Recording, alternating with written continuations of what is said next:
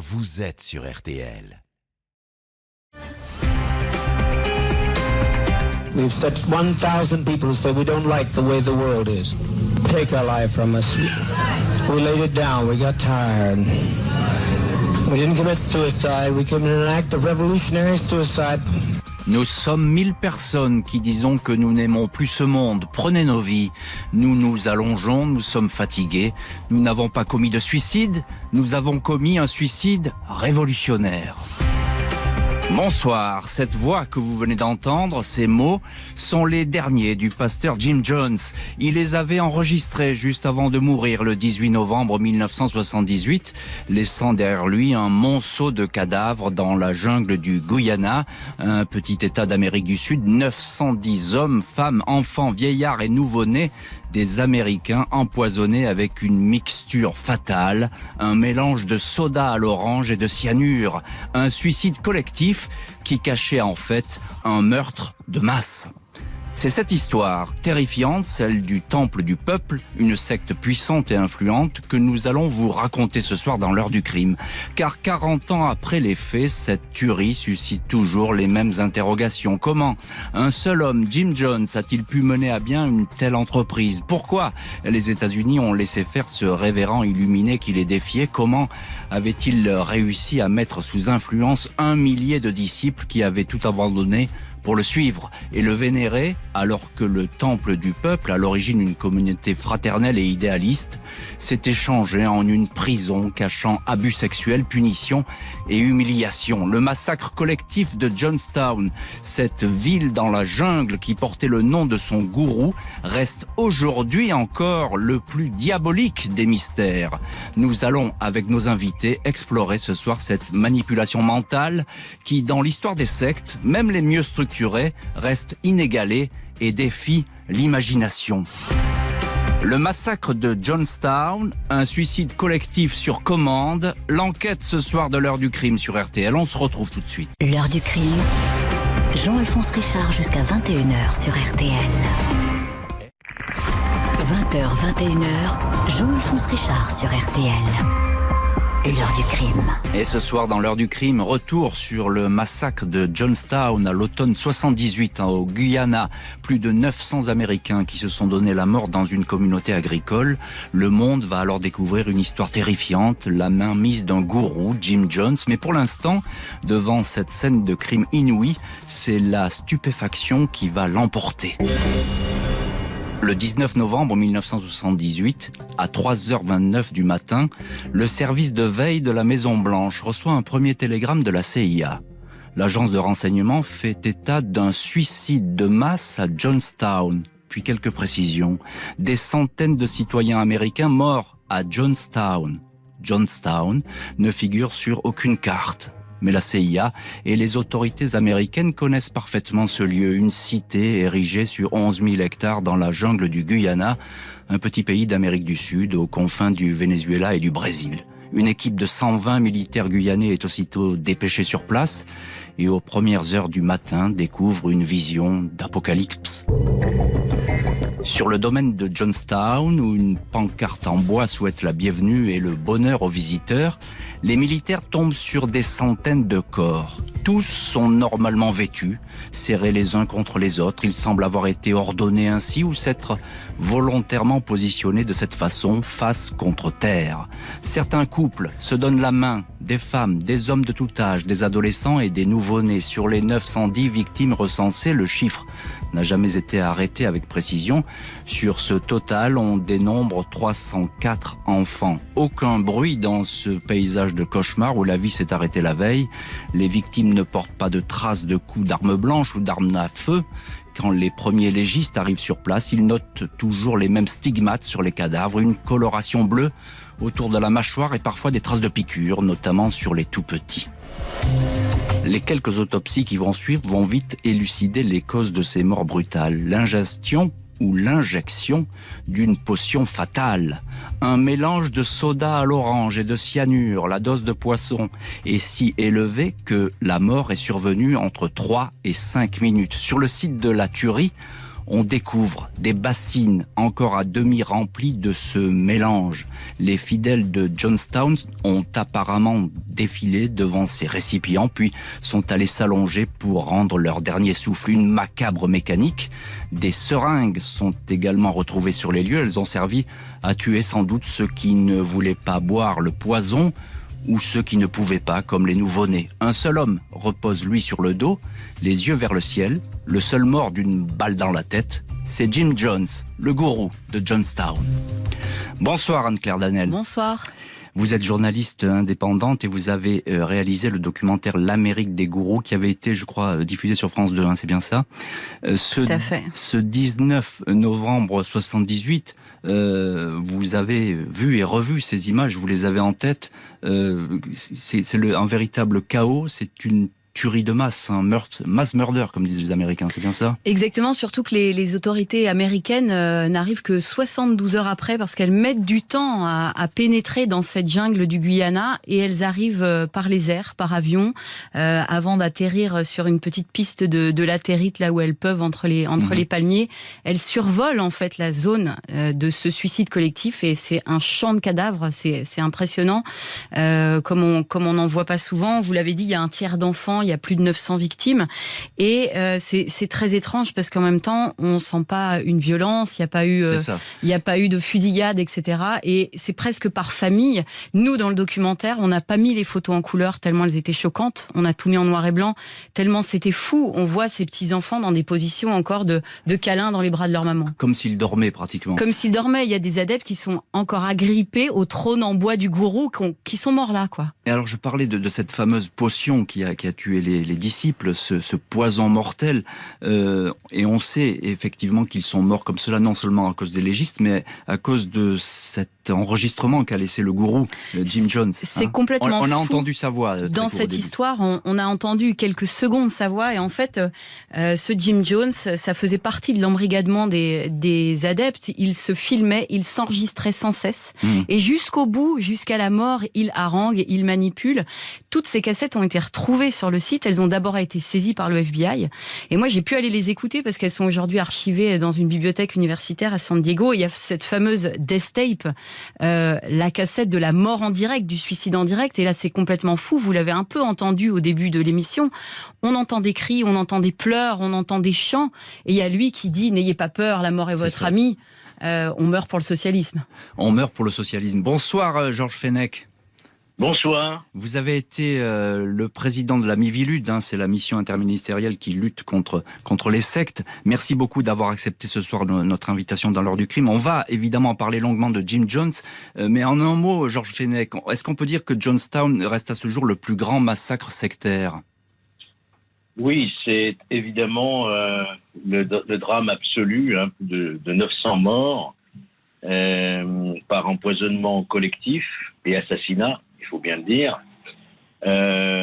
Cependant, il y a eu d'autres grands massacres. Il faut s'en souvenir. Il y en a eu un qui aurait pu être terrible. Souvenez-vous, c'était celui du métro de Tokyo. C'est vrai, oui, avec la secte Aum.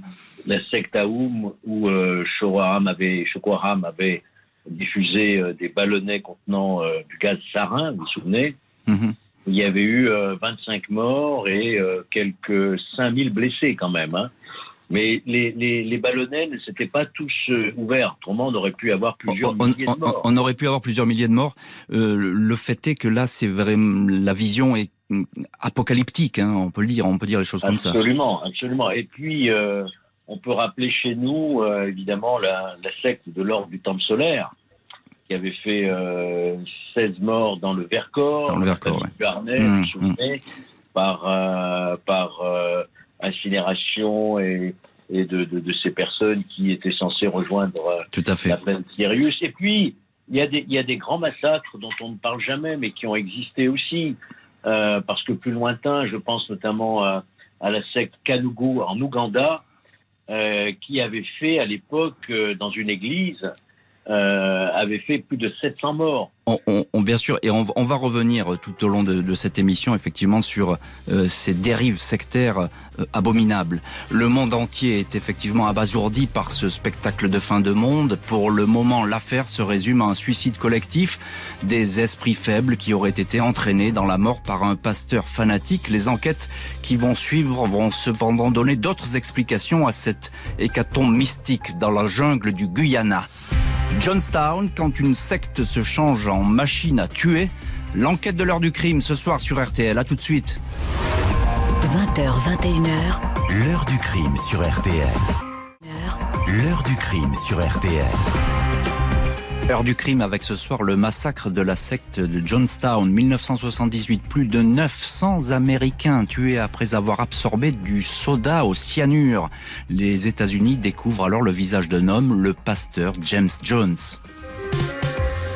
James Jones, 46 ans, fait partie des victimes de la tuerie de Johnstown, cette cité idéale et agricole à qui il avait donné son nom. Le gourou de cette secte, qui jouait avec un marxisme dévoyé et des préceptes religieux revisités, est mort d'une balle dans la tête. L'arme, une carabine, a été retrouvée à quelques mètres de lui. On ne saura pas qui a pressé la détente, sans doute un de ses derniers adeptes qui s'est ensuite donné la mort. Le révérend James Jones n'est pas un inconnu. Pendant des années, il s'est fait remarquer aux États-Unis par ses prêches, ses idées progressistes, rassembler les blancs et les noirs, ses idées révolutionnaires, partager les richesses.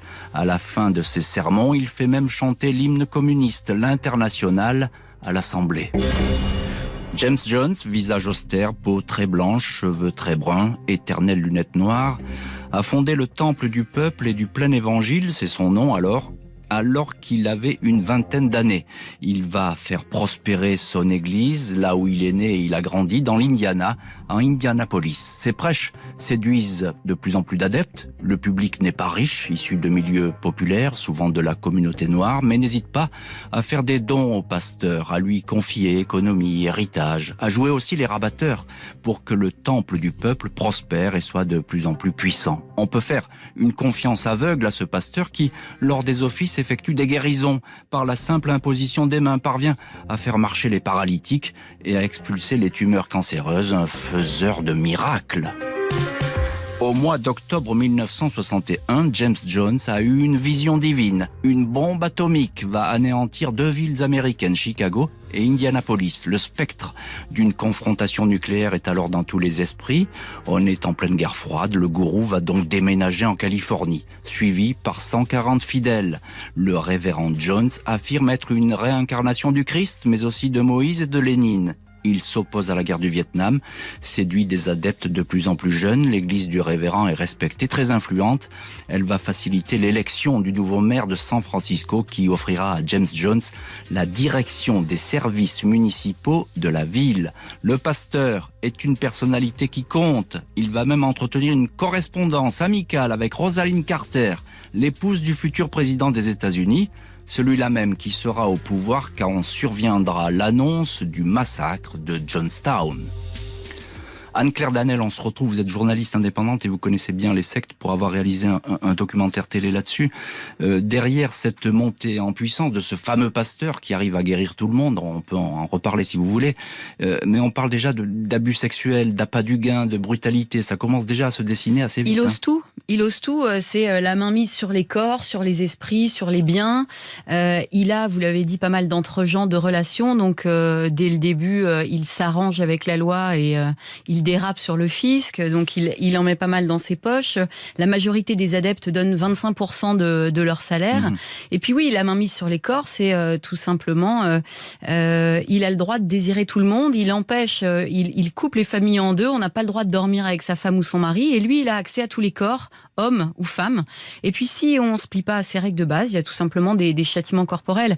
Et quand je dis il ose tout, vous parliez des miracles. Alors un mot sur ces guérisons, parce que j'ai vu les images de votre votre reportage, elles sont absolument spectaculaires.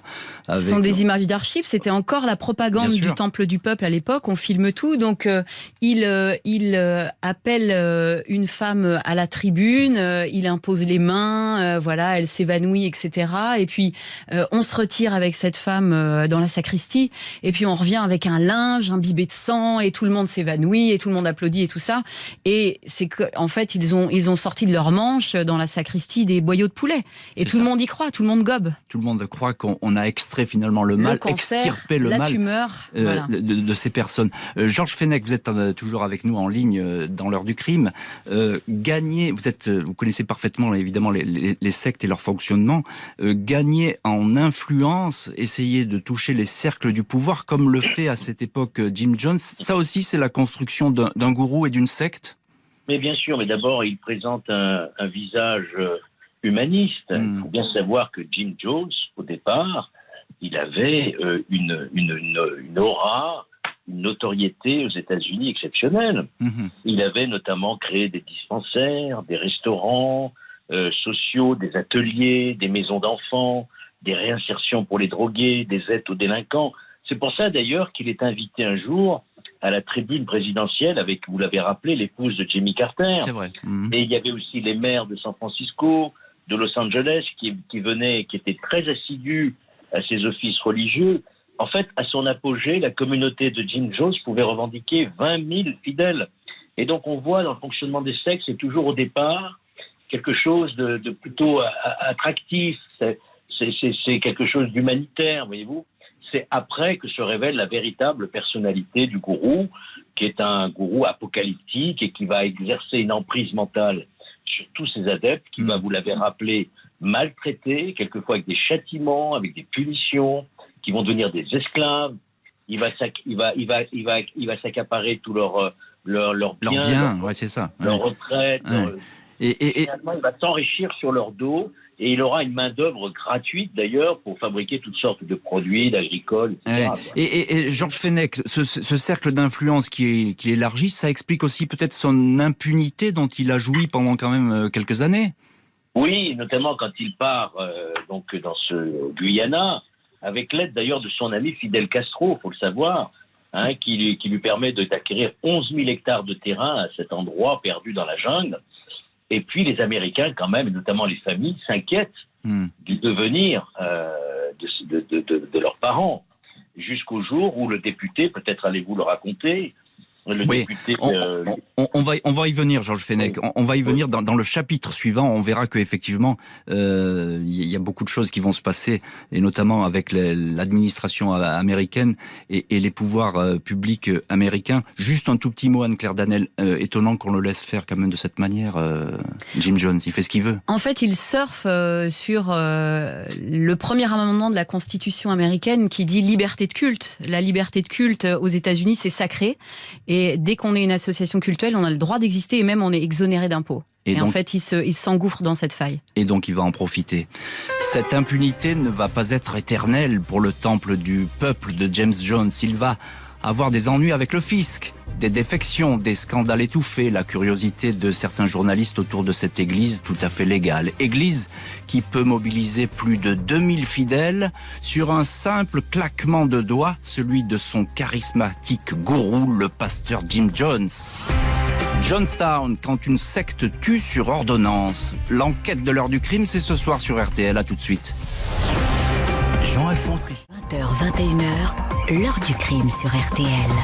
Jean-Alphonse Richard. Et retour ce soir dans l'heure du crime sur un crime de masse. Plus de 900 Américains empoisonnés en 78 dans la communauté du Temple du Peuple, une secte installée dans la jungle au Guyana, en Amérique du Sud. En ce début des années 70, le révérend James Jones sait que son temple du peuple, installé entre San Francisco et Los Angeles, ne va pas échapper aux accusations du fisc américain. Il pourrait perdre du jour au lendemain cette manne de dons qui l'a rendu riche et jusque-là intouchable. Une bonne partie de l'argent des fidèles et de l'église dort à l'étranger. Dès l'année 73, le révérend Jones songe à un plan de sauvetage, un exil, quitter les États-Unis. Il finit par jeter son dévolu sur le Guyana, petit pays socialiste l'Est d'Amérique du Sud où la corruption règne en maître, moyennant quelques centaines de dollars en pot de vin. Le Guyana va lui offrir l'impunité et 11 000 hectares de jungle où il pourra agir à sa guise. Dès l'année 76, la communauté agricole de Jamestown compte environ 400 personnes.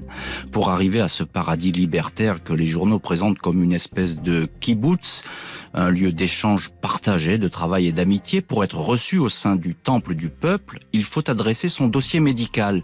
Les handicapés, les malades, physiques ou mentaux, sont systématiquement exclus. Les jeunes hommes et jeunes femmes sont accueillis en priorité, tout comme les adolescents dont les parents ont souvent signé, sans réfléchir, des décharges de responsabilité. Au fil des mois, 1 millier de personnes, des Américains, en grande partie des Noirs, va faire le voyage jusqu'au Guyana, une communauté hors du temps et hors des lois, où la vie sera forcément meilleure.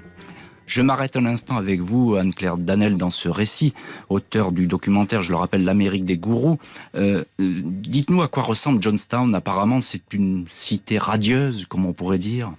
Alors c'est une cité radieuse, on est au milieu toujours des palmiers en pleine jungle, il y a beaucoup de cabanes en bois et tout ça a été construit en fait à la main par ces adeptes. Donc ils sont extrêmement fiers de ce qu'ils ont pu faire. Ils ont construit des routes, ils ont transformé la jungle en champ, ils élèvent des animaux, ils font pousser des bananes, etc. Ils ont construit donc leur propre maison. Il y a un dispensaire, une école, il y a même un terrain de basket. Au centre de cette communauté, il y a un grand carbet en bois, ces grands hangars où tout le monde se rassemble. C'est une vie communautaire. On mange ensemble, on chante ensemble. Il y a une chorale où on chante des negro spirituals. C'est un petit paradis, ça ressemble au camp de vacances et ce paradis va devenir en fait l'enfer, ça va devenir un camp disciplinaire. Ils vont commencer à le comprendre le jour où on leur confisque leur passeport et en fait on prend leur vie. Ce décor utopique va effectivement rapidement se déchirer. La vie à Johnstown est une vie sous emprise, sous surveillance, dictée par les consignes du tout-puissant et omniprésent gourou Jim Jones. Dès l'arrivée au temple du peuple, le passeport est confisqué. Le travail sur les parcelles de terre ou pour la construction des habitations est harassant, 12 à 14 heures par jour, 6 jours par semaine. Johnstown s'est doté d'une milice armée qui dissuade tout départ. La jungle avoisinante constitue à cet effet la meilleure des barrières. La dénonciation y est encouragée, les enfants manipulés, la méfiance est de mise au sein même des familles où les gestes d'amour et de rapprochement intime sont officiellement bannis. Au fil des mois, le révérend Jones ne cesse d'être gagné par le délire de la paranoïa et de la persécution. Il redoute une attaque de la CIA. Il réveille ses adeptes en pleine nuit à coups de haut-parleurs pour les convoquer pour un simulacre de suicide collectif. Il s'agit de tester leur confiance. Il les invite à boire un verre dont personne ne sait s'il contient vraiment du poison. Jusque-là, personne ne succombe jusqu'au jour où ce soda à l'orange contiendra vraiment du cyanure. Georges Fenech, vous êtes l'ancien président de la Miviludes qui lutte contre les sectes. Vous connaissez parfaitement cette thématique. Il y a là, dans la progression de Jim Jones au Guyana, loin de tout, toutes les étapes d'une emprise finalement. Oui, je pense que Anne-Claire Danel a parfaitement décrit cette première étape, qui est une étape plutôt, je dirais, accueillante, sécurisante. On est finalement confiant dans celui qui vous guide, qui aspire à une vie meilleure, qui échappera évidemment à l'apocalypse. C'est toujours la notion d'apocalypse qui est transversale dans toutes ces grandes sectes. Donc c'est une première période que je qualifierais moi de séduction. On séduit par son charisme, parce que on suscite un espoir d'une vie meilleure. Ça, c'est la première période. Mais ensuite, le gourou s'est parfaitement passé à une deuxième étape, je dirais, qui est celle de la rupture. Voilà. Et une rupture avec la famille, rupture avec son environnement habituel. Ils deviennent totalement dépendants, dépersonnalisés. Ils sont totalement sous l'emprise, je dirais, l'emprise mentale de Jim Jones, qui en fera après vraiment des adeptes totalement soumis. C'est une entreprise de possession. Anne-Claire Danel, un mot sur cette paranoïa qui semble habiter Jim Jones, mais ça c'est pas nouveau, ça fait un moment déjà que il a des soucis avec ça. Hein. Il cultive, alors il maintient, alors pour lui-même, mais il maintient ses adeptes dans une peur constante qui est la sienne. Lui, il prenait beaucoup de médicaments, donc il est pas toujours très net dans sa tête. On sent que ça roule pas toujours comme il faut. Et c'est vrai qu'il redoute quasiment chaque nuit des attaques de la CIA, des attaques de milices. À force, les adeptes dorment tout habillés ou ne dorment plus. Il les réveille en pleine nuit, les adeptes, mais aussi les enfants pour ses entraînements. Et tout le monde est effectivement testé sur son adhésion à la cause et à boire ce poison, cette boisson avec ou sans poison. Georges Fenech, on va évidemment y revenir, mais comment est-ce possible que finalement les adeptes ne se réveillent pas, ne se révoltent pas? Ça, c'est une vraie question dans ces sectes massives. C'est le charisme d'un gourou, le phénomène de groupe aussi, la crainte qu'il peut inspirer, on vous l'avait dit, et puis il y a une forme d'adhésion totale. En fait, en dehors de la secte, il n'y a plus de salut. On le voit bien dans les grandes sectes internationales, c'est toujours le monde qui survivra à l'apocalypse. Donc, il se persuade, c'est un phénomène tout à fait étonnant, psychologiquement, les psychiatres se sont penchés sur ces questions-là. D'ailleurs, la loi française retient, on a une loi qui est exceptionnelle, qui est la seule, je crois, dans le monde, sur l'emprise mentale, la suggestion psychologique, l'abus frauduleux de l'état de faiblesse. Ce sont des gens qui sont totalement dépendants de cet individu qui peut les amener, c'est la troisième étape que je n'ai pas évoquée encore tout à l'heure, après celle de la séduction et de la rupture, vient l'étape du passage à l'acte. Du passage à l'acte, oui, mais ça, on va voir que le passage à l'acte dans cette affaire, il est absolument spectaculaire. Anne-Claire Danel, un mot quand même sur cette manière aussi de tenir les gens. Il y a ce travail permanent, cette pression. C'est ça, vous le disiez, les mettre dans un état de faiblesse, ça c'est un mécanisme qu'on retrouve dans beaucoup de sectes et beaucoup de mécanismes d'emprise. Ils travaillent beaucoup, donc ils sont très fatigués, on les affame, et le cerveau ne fonctionne plus tout simplement. On déconnecte parce qu'on est dans une espèce de survie, donc même le métabolisme ne permet pas au cerveau de prendre de la distance, et on est dans un état de faiblesse qui fait que l'emprise est très simple. C'est un peuple de zombies finalement. Un peu. Et on dira aussi qu'il y avait des mauvais traitements, qu'il y avait un hôpital sur place, etc., qu'il y a eu des gens qui ont été drogués. Il y a tout un contexte, cette harangue, le fait qu'il s'enregistre en continu, c'est un peu comme dans un état totalitaire. Toute la journée dans les haut-parleurs à Johnston, on entend le gourou qui nous parle. Le soir, on fait des projections de films d'horreur. On est toujours dans cette espèce de bulle oppressante. Le révérend paranoïaque va se sentir de plus en plus oppressé. Depuis longtemps déjà, il a prévu que le temple du peuple serait voué à une brutale extinction. Il a sans doute tout prévu, tout planifié. Une visite officielle dans l'enceinte même de la communauté de Johnstown va être le déclencheur d'un massacre prémédité. Johnstown, un gourou qui semait la mort, c'est ce soir l'enquête de l'heure du crime. On se retrouve tout de suite sur RTL. 20h, 21h, l'heure du crime sur RTL. Jean-Alphonse Richard. L'heure du crime, présentée par Jean-Alphonse Richard sur RTL. Heure du crime consacrée ce soir au massacre de Jamestown, Guyana, 1978. Plus de 900 Américains morts, empoisonnés au cyanure, victimes de leur gourou, le fondateur du Temple du Peuple, James Jones, prédicateur enfermé dans ses délires paranoïaques. Il va déclencher l'une des pires tueries de l'histoire. Le révérend Jones a beau s'être exilé loin des États-Unis, au Guyana, les autorités américaines s'intéressent à lui. Des anciens adeptes de la secte rentrés au pays commencent à faire d'intrigantes et inquiétantes confidences. Le procureur de San Francisco déclenche une enquête sur le fonctionnement du Temple du Peuple. Le Congrès américain est également contacté par des ex-disciples. Une femme, Deborah Layton, raconte les simulacres de suicide. Des lettres de famille sont remises aux parlementaires, des proches inquiets de ne pas avoir de nouvelles. Les seules nouvelles qu'elles reçoivent sont des demandes d'argent, des virements à effectuer sur des comptes bancaires gérés par le Temple du Peuple. Tim Stone, qui était un proche de James Jones, a pu quitter le Temple du Peuple avec sa femme.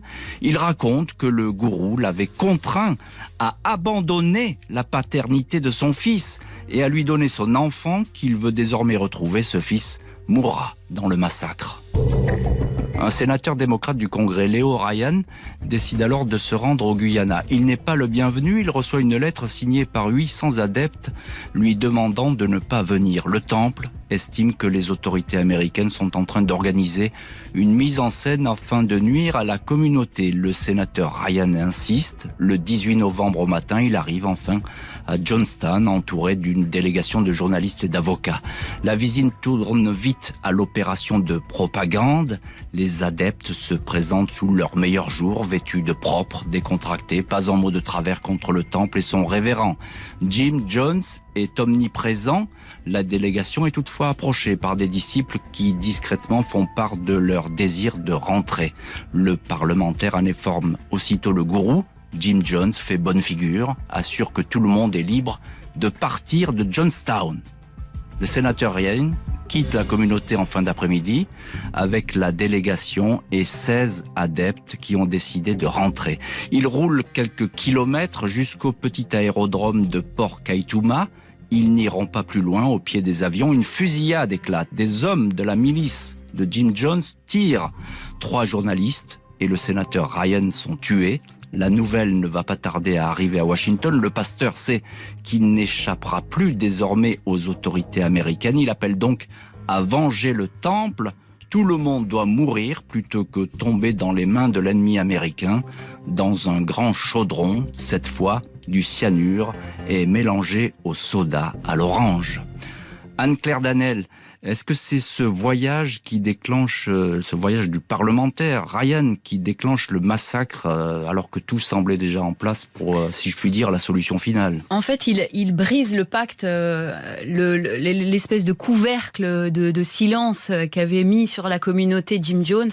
Le fait que des intrus arrivent comme ça de l'extérieur, pour la première fois, il y a quelqu'un qui ose glisser un petit papier à un journaliste. C'est comme ça que ça s'est passé le lendemain, après une journée de simulacre de bonheur, le meilleur des mondes possibles, un bon dîner, des beaux habits, un spectacle, des chants. Il y a ce petit papier, il y a une note remise à un journaliste, et là il y a un journaliste qui met les pieds dans le plat, qui va voir Jim Jones et qui lui dit des gens veulent rentrer, ils sont pas heureux ici. Et là il va pas supporter. Et là il va pas supporter parce que pour la première fois il n'a plus la main, il est plus tout puissant. Et assez vite son cercle rapproché va organiser une embuscade. Il y a des images, ça c'est hallucinant. Oui, effectivement. Les journalistes, le caméraman notamment, il y avait des gens de NBC, de la chaîne américaine NBC, un caméraman qui va filmer jusqu'à mourir, jusqu'à être lui-même atteint par une balle, cette embuscade. Et on voit un camion qui s'approche de l'avion alors que le sénateur, ses sbires et quelques adeptes qui veulent partir s'apprêtent à monter dans l'avion. On leur tire dessus. Et à partir de ce moment-là, Jim Jones va dire à l'ensemble de la communauté, on est tous coupables de la mort de ces gens. Les États-Unis vont nous tomber dessus. L'attaque de la CIA est proche. On va commettre notre suicide révolutionnaire. On va boire le cyanure. On va boire le cyanure. Georges Fenech, vous êtes en ligne avec nous dans l'heure du crime. Est-ce que c'est cela qu'on appelle une secte apocalyptique? Oui, une secte apocalyptique, à l'évidence, comme d'autres d'ailleurs. Aux États-Unis, on a eu en 1993 aussi la secte de Waco, vous vous souvenez, bien sûr. Qui est davidien, il y a eu 82 morts aussi. C'est cette notion d'apocalypse, si vous voulez, qui réussit à imprégner les adeptes. Et l'apocalypse, vous le retrouvez dans toutes les grandes sectes qui nous viennent des États-Unis d'ailleurs, hein. Que ce soit les témoins de Jéhovah qui l'ont prédit à 5 reprises, hein, très précisément. Et la seule manière d'échapper à l'apocalypse, c'est effectivement de rester dans le groupe uni qui détient la vérité et qui échappera à l'apocalypse. Malheureusement, l'apocalypse s'est transformé pour eux en un drame absolu. Et ce qu'on peut noter quand même, c'est que les Américains, malgré tout, n'ont pas tiré les conséquences de ce drame absolu. Et la législation que rappelait Anne-Claire Danel, c'est-à-dire la liberté de conscience, la liberté de religion comme une liberté absolue, finalement a permis ce genre de drame sans qu'on en ait tiré les conséquences par la suite. Et vous commenterez même un peu plus tard effectivement cette législation qui est importante et qui n'a pas vraiment évolué. Anne-Claire Danel, après ce massacre ou pendant ce massacre, il va y avoir des survivants, hein, des gens qui auront réussi à fuir ou à se cacher, c'est ça ? Une poignée de survivants. Il y a ceux qui, à ce moment-là, ne sont pas dans la jungle, mais à Georgetown, qui est la capitale du Guyana, parce qu'il y avait des bureaux, un peu avec l'organisation de la secte. Donc, eux, ils échappent, même si par radio, Jim Jones demande à tout le monde de boire le poison. Il y en a de revenir ou de boire le poison.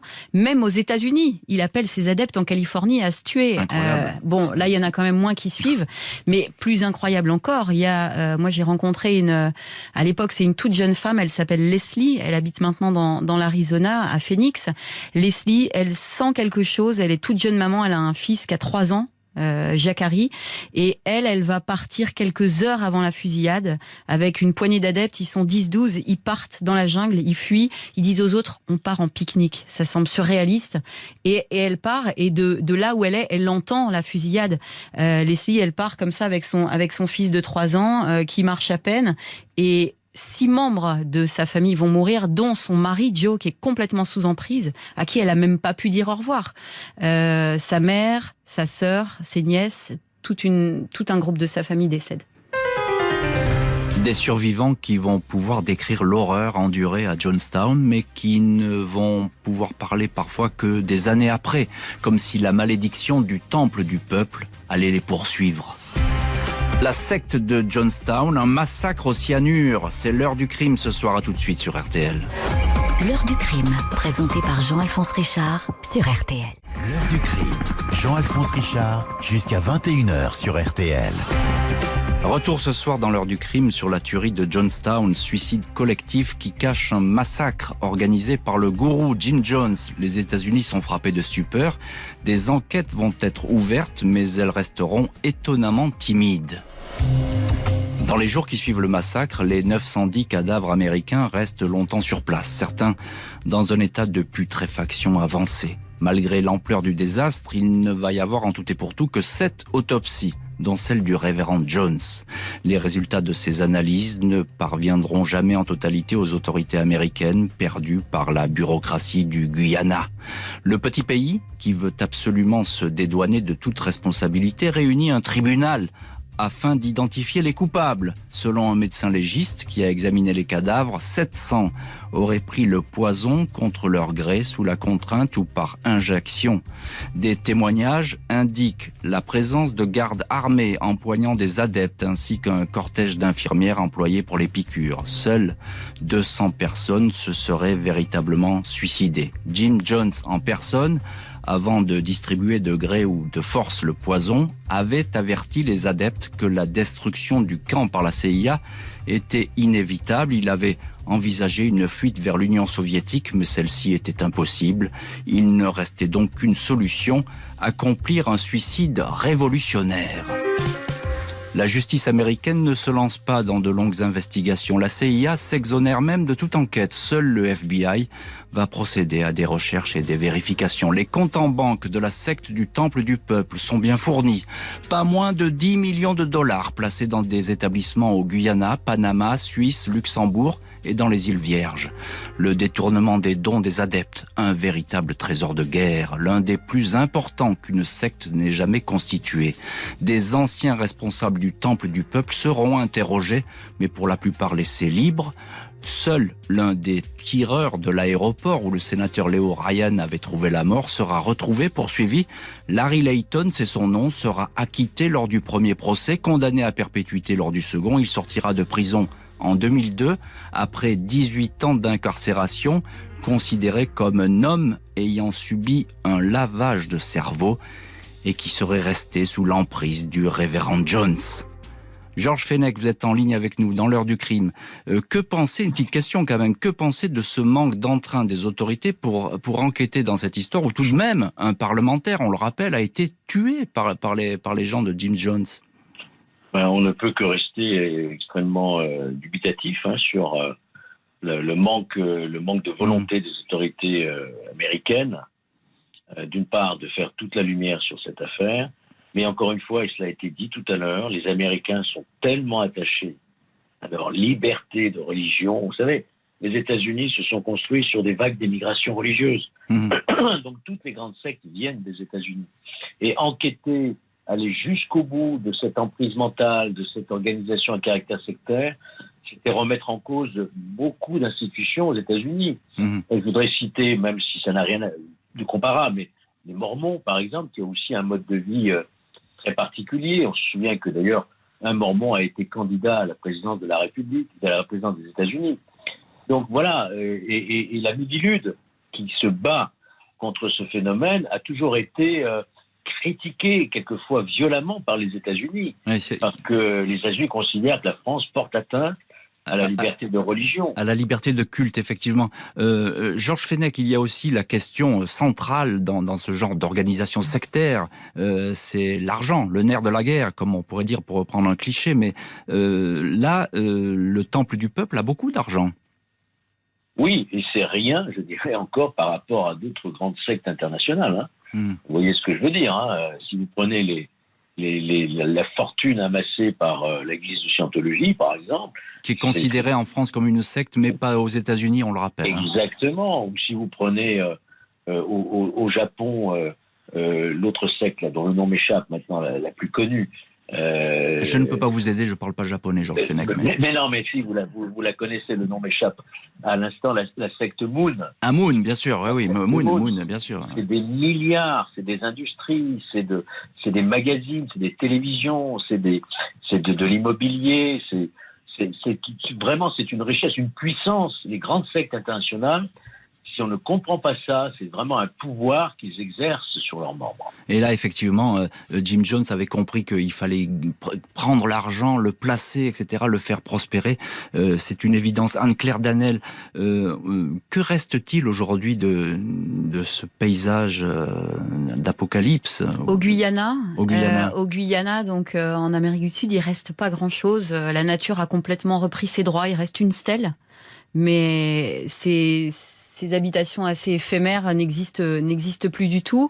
Il ne reste aujourd'hui que la voix d'une poignée de survivants, quelques survivants que j'ai pu rencontrer pour certains, qui évidemment ont eu des vies assez chaotiques. Leslie, dont je vous parlais tout à l'heure, aujourd'hui elle est à nouveau dans une vie plus stable, elle a un travail, son patron ne sait même pas qu'elle a été membre de Jonestown. En revanche, ce qu'elle dit souvent, son fils, donc Jacques Harry, qui avait 3 ans à l'époque, il en a 43, il a passé quasiment la moitié de sa vie en prison. C'est peut-être un raccourci que de faire le lien, mais il a appris la violence à Jonestown, dans la secte. Il a appris la violence, c'est ça. Et il n'est pas le seul, sûrement, parce qu'il y a plein d'histoires tragiques parmi les gens qui en sont sortis. Elle est transpercée quelque part, Leslie, parce qu'elle a sauvé son fils. Il a, grâce à elle, échappé à la mort. Mais en même temps, dans ses 3 premières années, il a appris les armes, la violence, les réveils en pleine nuit. On lui a un peu comme un enfant djihadiste qui pourrait être en Syrie aujourd'hui. Il est marqué embrigadé. Et elle a voulu le libérer de l'emprise de Jim Jones, mais aujourd'hui il est derrière les barreaux. Il est pas libre. Georges Fenech, en quoi Jonestown reste aujourd'hui une histoire extraordinaire? En quelques mots, en quoi c'est une étape importante dans l'histoire des sectes?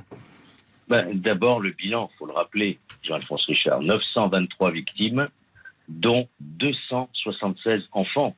Oui, c'est un bilan effrayant. Dans les annales des sectes tueuses, apocalyptiques. Donc ça restera effectivement un événement tragique majeur aux États-Unis et qui a frappé le monde entier. Et en ce sens, c'est ce bilan terrible. Et puis, en même temps, cette impuissance des autorités pour y mettre un terme, pour empêcher ce massacre, pour en tirer toutes les conséquences. Et conséquences, effectivement, qui n'ont pas été totalement tirées, on le comprend bien. Anne-Claire Danel, un mot sur le cimetière en Californie. Ça, c'est l'ultime pied de nez, c'est un peu léger même de le dire comme ça, mais c'est que toutes ces victimes sont, pour la plupart, enterrés dans une fosse commune à Oakland. On est face à San Francisco, c'est une petite colline, c'est un lieu assez beau comme peuvent l'être les cimetières américains tout verts. Il y a une une stèle très sobre, il y a tous les noms des victimes et il y a le nom de James Warren Jones. Le bourreau est enterré avec ses adeptes jusqu'au bout, jusqu'à la mort, ils sont ensemble. Les victimes et leurs bourreaux ensemble dans la mort.